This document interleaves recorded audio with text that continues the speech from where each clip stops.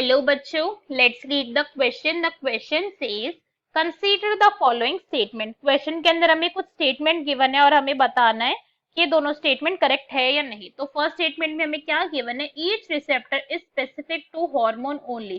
हर जो रिसेप्टर होता है वो हर एक रिसेप्टर के लिए हर एक हार्मोन जो है वो स्पेसिफिक है, एक ही होता है. नेक्स्ट स्टेटमेंट में हमें क्या गिवन है? Formation of hormone receptor complex induces biological change in target tissue. तो हमसे क्या कहा गया कि जब भी हार्मोन का और रिसेप्टर का कॉम्प्लेक्स बनेगा किसी जिसमें टारगेट टिश्यू के अंदर, तो उससे क्या होगा? बायोलॉजिकल चेंजेस आएंगे, फिजियोलॉजिकल रिस्पॉन्स क्रिएट होता है.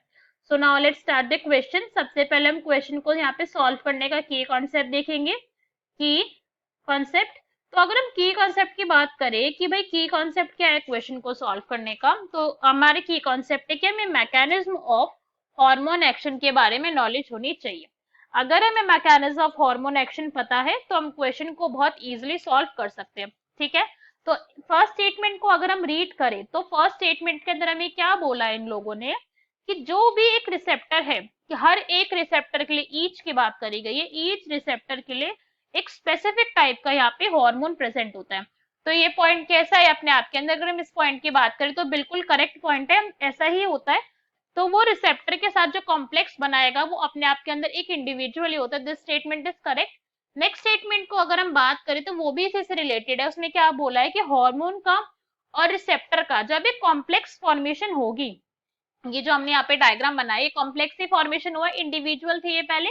अब ये जो कॉम्प्लेक्स फॉर्म हुआ है, तो जब भी ये कॉम्प्लेक्स फॉर्म होगा तो बॉडी के अंदर क्या होगी? कुछ बायोलॉजिकल चेंजेस आएंगे. ठीक है, बायोलॉजिकल चेंजेस से हमारा क्या मतलब है कि बॉडी के अंदर कुछ ना कुछ रिस्पॉन्स क्रिएट होगा जिस टाइप का यहाँ पे हार्मोन की बाइंडिंग होगी. तो सबसे पहले क्या होगा? यहाँ पे हार्मोन रिसेप्टर का कॉम्प्लेक्स फॉर्मेशन हो जाएगी, ये अभी हमने देखा, ये फॉर्म हुआ. उसके बाद यहाँ पे बॉडी के अंदर आएंगे बायोलॉजिकल चेंजेस. ये चेंजेस यहाँ पे इंड्यूस होंगे, दैट मीन्स स्टार्ट हो जाएगी, इनकी इंडक्शन स्टार्ट होगी कि भैया बॉडी को पता चल गया कि उसे कुछ ना कुछ चेंजेस करने हैं अपने अंदर. फिर जब ये चेंजेस इंड्यूस हो जाएंगे तो बॉडी के अंदर फिजियोलॉजिकल इफेक्ट्स आने शुरू हो जाएंगे. फिजियोलॉजिकल इफेक्ट से क्या मतलब है? अगर हम एक एग्जांपल ले तो बॉडी को अब हमने हमारा बोल दिया कि हम ग्रोथ हार्मोन बाइंड करा उसके रिसेप्टर के साथ, तो इसका मतलब क्या हो गया कि अब बॉडी के अंदर ऐसे चेंजेस आएंगे कि फिजियोलॉजिकल जो इफेक्ट होगा वो कैसा होगा कि अब बॉडी को पता है कि भाई मुझे ग्रोथ करवानी है. तो इसका एक एग्जांपल हो गया कि हाँ भाई अब बॉडी को पता चल गया कि मेरा फिजियोलॉजिकल इफेक्ट क्या है, कि मुझे ग्रोथ शो करनी है. ये पॉइंट भी हमें क्लियर हो गया.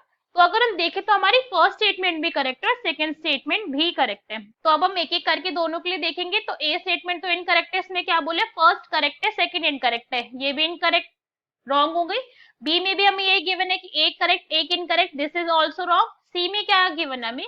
Both statement first and second are correct, तो ये क्या है हमारा? This is our correct answer. D में हमें क्या गिवन है? दोनों इनकरेक्ट है, तो ये भी इनकरेक्ट हो गया.